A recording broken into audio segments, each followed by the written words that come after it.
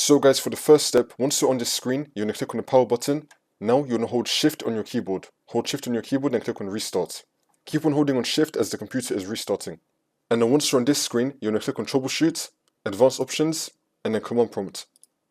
And then once you're on this, you're going to type in copy space C:\Windows